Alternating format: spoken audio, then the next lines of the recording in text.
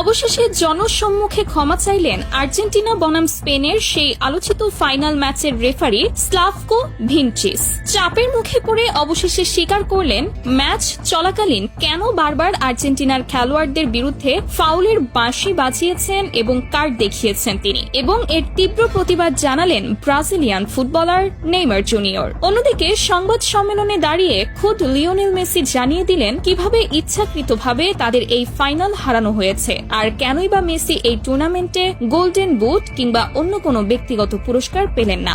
ফাইনালের আগে থেকেই সবাই ধরে নিয়েছিলেন এই ম্যাচ হবে একেবারে হাড্ডাহাড্ডি এবং সমানে সমানে এক লড়াই। বাংলাদেশ সময় রাত 1টায় শুরু হয় এই মহা গুরুত্বপূর্ণ ফাইনাল। খেলার শুরুটাও হয়েছিল ঠিক তেমনই। আর্জেন্টিনা যথেষ্ট ভালো খেলছিল, স্পেনও নিজেদের সাধ্যমতো ভালো ফুটবল উপহার দিচ্ছিল, কিন্তু খেলার বয়স যখন 10 মিনিট পার হলো তখন থেকেই শুরু হলো এক রহস্যময় পরিবর্তন। আর্জেন্টিনা যেন হঠাৎ করেই নিজেদের স্বাভাবিক খেলার ছন্দ ভুলে গেল। একের পর এক ভুল পাস, উদ্দেশ্যহীন শট, বল কাকে দিচ্ছে কেন দিচ্ছে যেন কিছুই তারা বুঝে উঠতে পারছিল না মাঠে। অন্যদিকে স্পেনের খেলায় ছিল এক অন্যরকম সৌন্দর্য।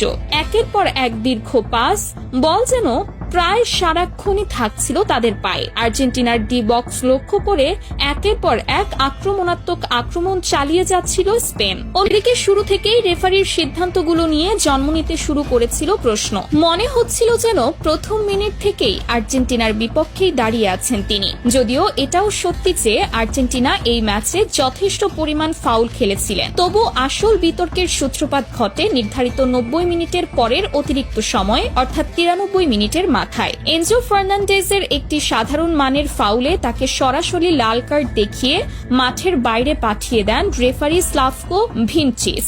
লাল কার্ডের সিদ্ধান্তের সঙ্গে সঙ্গেই মাঠে থাকা লিওনেল মেসি সহ বাকি খেলোয়াড় এবং মাঠের বাইরে থাকা কোচ লিওনেল স্কালোনি তীব্র প্রতিবাদ জানান। তারা দাবি করেন VAR প্রযুক্তির মাধ্যমে সিদ্ধান্তটি আরেকবার পর্যালোচনা করা হোক, কিন্তু রেফারি সেই দাবিতে কর্ণপাত করেননি।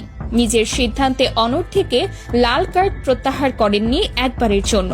এই মুহূর্ত থেকেই আর্জেন্টিনার খেলা আরো তলানিতে গিয়ে ঠেকে। স্পেনের মতো এত সুসংগঠিত এবং গোছানো একটি দলের বিপক্ষে মাঠে একটি খেলোয়াড় কম নিয়ে খেলাটা আর্জেন্টিনাকে ভেতর থেকে কুড়ে কুড়ে খেতে শুরু করে। ঠিক এই সুযোগেই স্পেনের ফরওয়ার্ড ফেরান তোরেস গার্সিয়ার একটি গোলে এগিয়ে যায় স্পেন।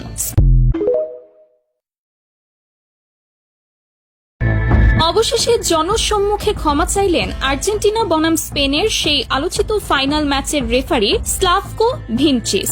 চাপের মুখে পড়ে অবশেষে স্বীকার করলেন ম্যাচ চলাকালীন কেন বারবার আর্জেন্টিনার খেলোয়াড়দের বিরুদ্ধে ফাউলের বাঁশি বাজিয়েছেন এবং কার্ড দেখিয়েছেন তিনি, এবং এর তীব্র প্রতিবাদ জানালেন ব্রাজিলিয়ান ফুটবলার নেইমার জুনিয়র। অন্যদিকে সংবাদ সম্মেলনে দাঁড়িয়ে খোদ লিওনেল মেসি জানিয়ে দিলেন কিভাবে ইচ্ছাকৃতভাবে তাদের এই ফাইনাল হারানো হয়েছে, আর কেনই বা মেসি এই টুর্নামেন্টে গোল্ডেন বুট কিংবা অন্য কোনো ব্যক্তিগত পুরস্কার পেলেন না। ফাইনালের আগে থেকেই সবাই ধরে নিয়েছিলেন এই ম্যাচ হবে একেবারে হাড্ডাহাড্ডি এবং সমানে সমানে এক লড়াই। বাংলাদেশ সময় রাত 1টায় শুরু হয় এই মহা গুরুত্বপূর্ণ ফাইনাল। খেলার শুরুটাও হয়েছিল ঠিক তেমনই। আর্জেন্টিনা যথেষ্ট ভালো খেলছিল, স্পেনও নিজেদের সাধ্যমতো ভালো ফুটবল উপহার দিচ্ছিল, কিন্তু খেলার বয়স যখন 10 মিনিট পার হলো তখন থেকেই শুরু হলো এক রহস্যময় পরিবর্তন। আর্জেন্টিনা যেন হঠাৎ করেই নিজেদের স্বাভাবিক খেলার ছন্দ ভুলে গেল। একের পর এক ভুল পাস, উদ্দেশ্যহীন শট, বল কাকে দিচ্ছে কেন দিচ্ছে যেন কিছুই তারা বুঝে উঠতে পারছিল না মাঠে। অন্যদিকে স্পেনের খেলায় ছিল এক অন্যরকম সৌন্দর্য। একের পর এক দীর্ঘ পাস, বল যেন প্রায় সারাক্ষণই থাকছিল তাদের পায়ে। আর্জেন্টিনার ডি বক্স লক্ষ্য করে একের পর এক আক্রমণাত্মক আক্রমণ চালিয়ে যাচ্ছিল স্পেন। ওদিকে শুরু থেকেই রেফারির সিদ্ধান্তগুলো নিয়ে জন্ম নিতে শুরু করেছিল প্রশ্ন।